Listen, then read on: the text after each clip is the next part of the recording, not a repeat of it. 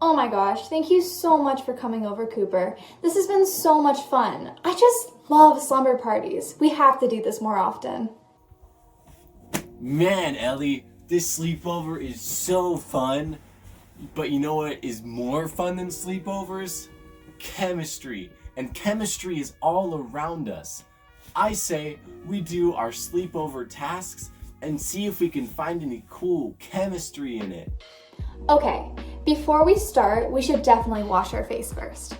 I'm guessing there's some hidden chemistry in there. Let's go. Let's use this one. It's my favorite.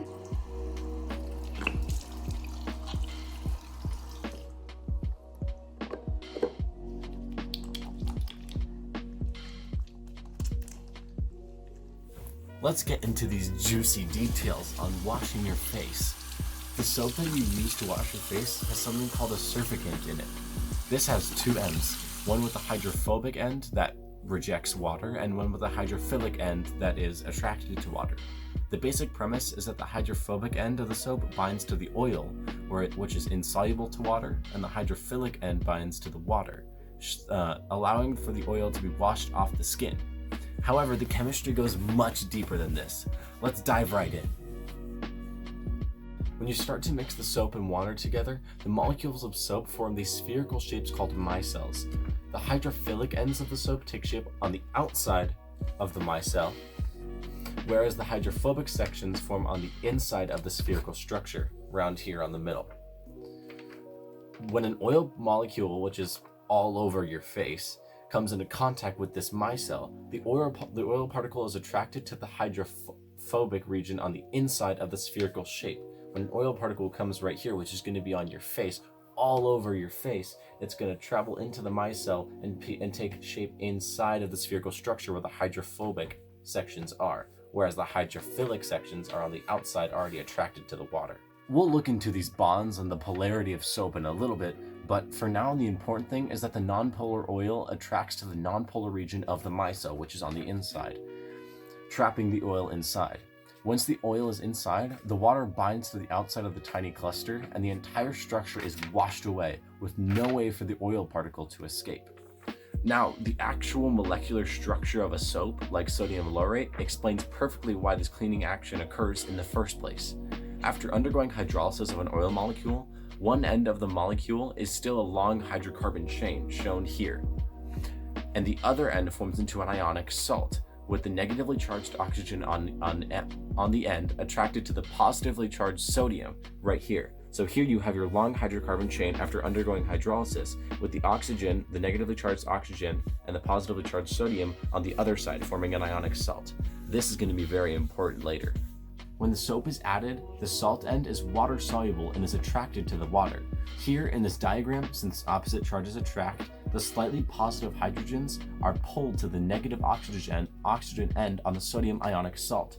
So here you have the negative oxygen on the salt on the end of the soap molecule, and the two hydrogens are being attracted to that because it is water soluble. This creates an ionic dipole bond between the polar water and the salt on the end of the soap. Conversely, the non-polar hydrophobic hydrocarbon chain repels the water, allowing the micelle to form, the spherical structure we talked about earlier. The hydrocarbons then bond to each other by weak van der Waals forces, creating the spherical shape that traps the oil. So, in summary, the salt end of the soap attracts the hydrogens on the water through ionic dipole bonds as shown through here, which allows the oil to be washed down when you're washing your face, Ellie.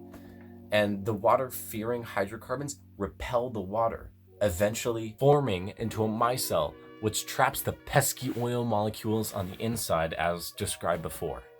I bet you didn't think something as simple as washing your face could get so complicated. Man, Ellie, I'm really having a blast. I guess there's so much chemistry involved with washing your face. But you know what else we should do at this super fun slumber party, Ellie? That's right. Painting nails. Let's go. Oh my gosh, there are so many different colors to choose from. I think I'm gonna go with this one. Do you like it? Yeah, that color's perfect. Man, Ellie, painting nails is so fun. Your hands sure look different with that wedding ring on, almost like my mom's. Now, painting nails is fun, but I kind of want to get it off. I could feel the chemistry of the polymers on my hands. You know, Cooper, there's actually quite a bit of chemistry that goes into nail polish. Funny enough, I brought some of my diagrams to the slumber party. Let's check it out. There are many important properties to create a really good nail polish. First of all, your nail polish needs to be thick enough. It also needs to be thin enough.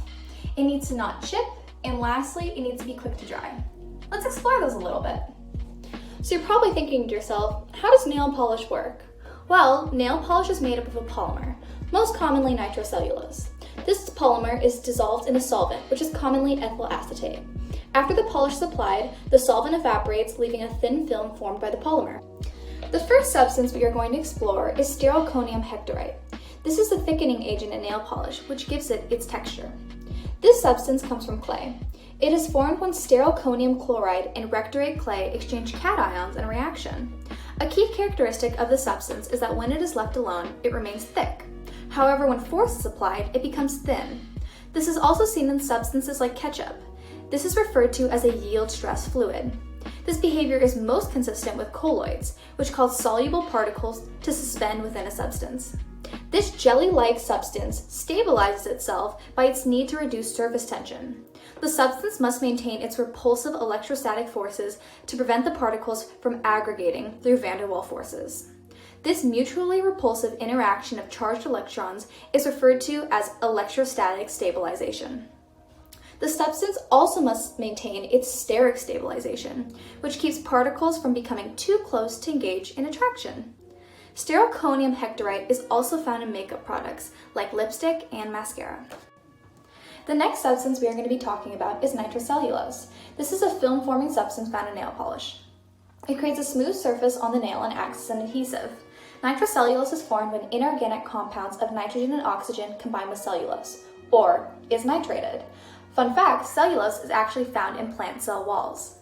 This forms an ester which is treated with water or alcohol to form a wet powder. Nitrocellulose is also found on guitars and playing cards because of its hard film. Some properties of nitrocellulose is its toughness, solubility, and quick solvent, meaning that it dissolves other substances easily. The addition of some plasticizers, like triphenyl phosphate, adds strength to nitrocellulose and makes it flexible. They do this by linking to polymer chains and increasing the distance between them. Thanks for taking off my nail polish. You sure do look like my mom. Wow, I can feel the chemistry on my hands. This is crazy. Ellie, keep explaining. Finally, ethyl acetate, which is one of the many types of solvents found in nail polish. To clarify, solvents are liquids that are used to mix other ingredients in nail polish to form a product. It is used to dissolve substances like nitrocellulose in nail polish. Ethyl acetate is a type of carboxylic ester. It helps form the film on nail polish. When nail polish is applied, the ethyl acetate evaporates, leaving a shiny coat. The amount of solvent added to the nail polish determines how quickly it dries. A distinguishing characteristic of the substance is its strong, fruity smell. In fact, the substance is found in many types of fruit. Ethyl acetate is a polar aprotic solvent. This means that an electronegative atom is not directly connected to a hydrogen atom, which makes the substance incapable of hydrogen bonding. It also has 2 oxygen atoms, making it highly electronegative with 2 dipole moments. Wow, this has been so much fun. See you next time!